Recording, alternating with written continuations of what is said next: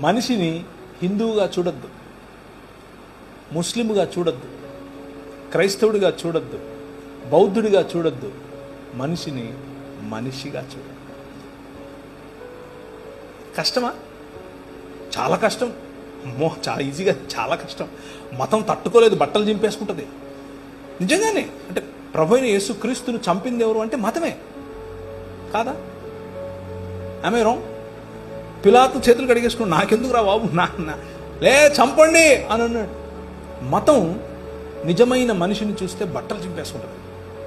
ప్రధాన యాజకుడు అన్నాడు, యూదుల రాజుకు క్రీస్తు. ఏమి నువ్వు అన్నావు? అవును, నువ్వు అన్నట్టే.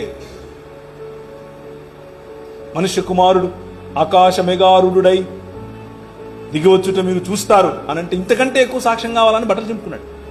మతము తట్టుకోలేదు మనిషిని. Try to live a real human life.